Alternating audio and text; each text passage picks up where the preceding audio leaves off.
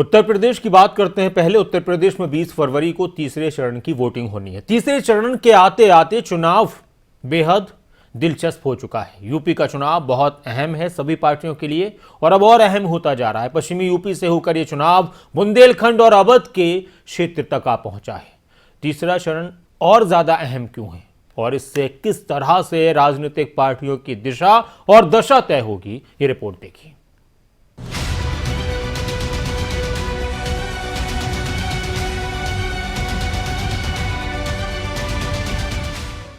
पलायन और दंगों की पॉलिटिक्स के बाद परिवारवाद और माफियावाद वो शब्द हैं जिसके जरिए यूपी का चुनावी माहौल बना हुआ है। पश्चिमी यूपी में 2 चरणों की वोटिंग के बाद तीसरे चरण की वोटिंग को लेकर चुनाव अहम हो चुका है। इस चरण में पूरी चुनावी तस्वीर बदलने वाली है।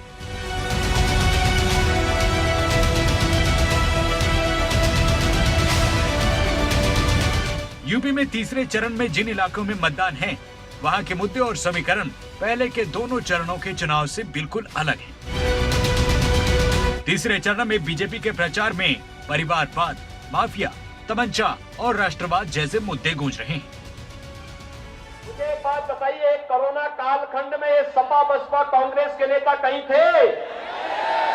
कहीं दिखाई दे रहे थे?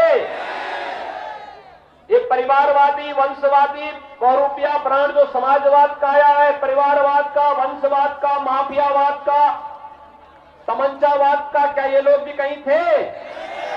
कहीं आता पता लग रहा था इनका? लेकिन कोरोना कालखंड में भी डबल इंजन की सरकार कार्य कर रही थी ना।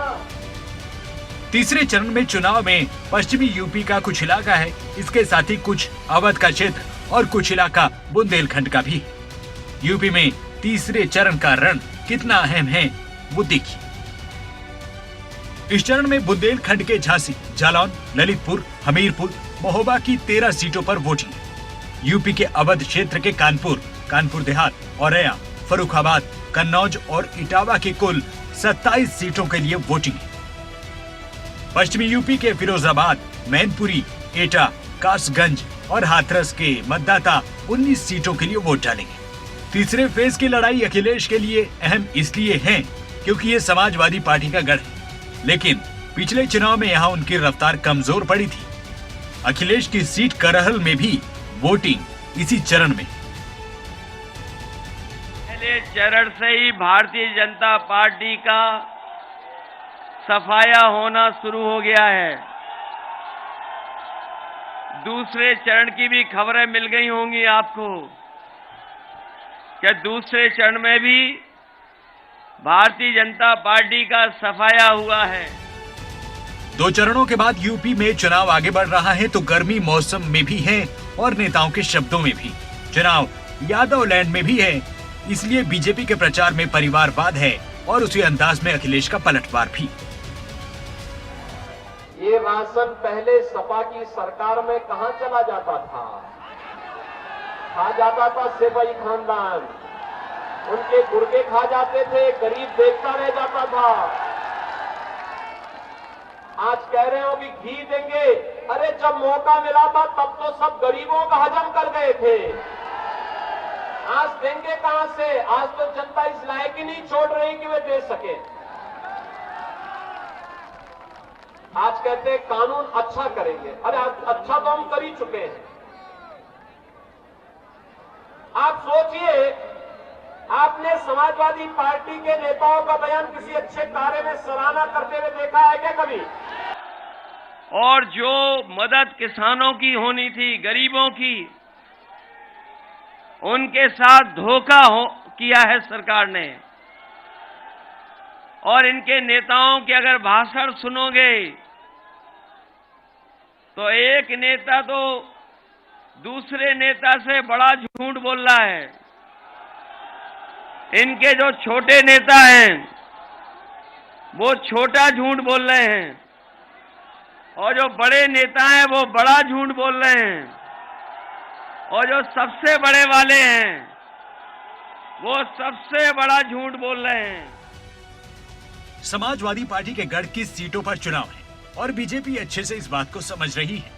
यही वजह है कि प्रचार में पहले चरण के मुकाबले इस बार शब्द अलग भले हैं, लेकिन अखिलेश यादव पर निशाना पूरा लगाया जा रहा है।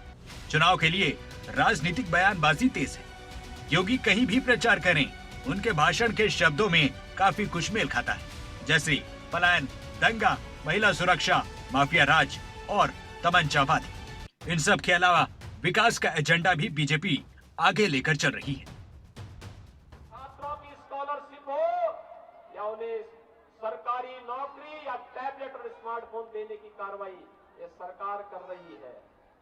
हर घर नल और हर खेत को पानी देने का काम भी कोई कर रही है, तो भारतीय जनता पार्टी की डबल इंजन की सरकार कर रही है। यहाँ आए होंगे गर्मी निकालने वाले नेता, औरैया होकर के गए हैं।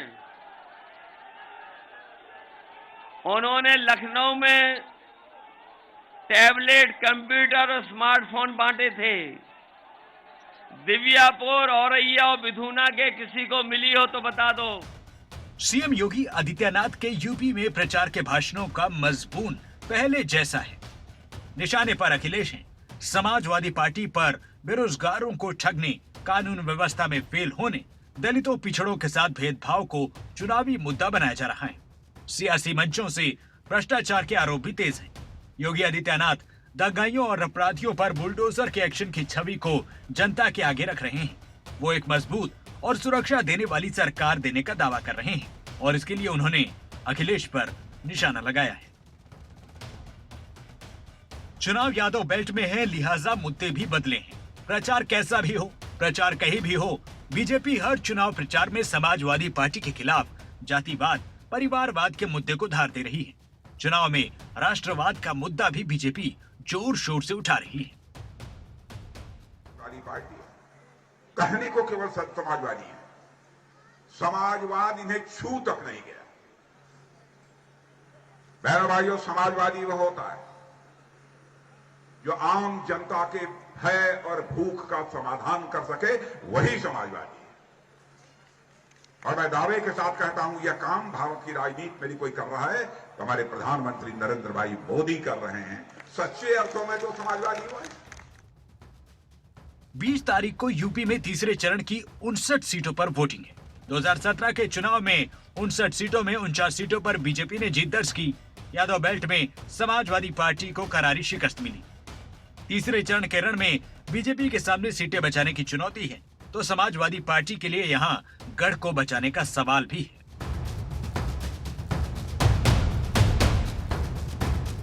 कुल मिलाकर अखिलेश यादव के सियासी प्लान को ध्यान में रखकर बीजेपी ने तगड़ी मोर्चेबंदी की है। यही वजह है कि प्रचार कैसा भी हो, प्रचार कहीं भी हो, बीजेपी के निशाने पर अखिलेश और समाजवादी पार्टी ही है। न्यूज डेस्क रिपोर्ट, खबरें अभी तक।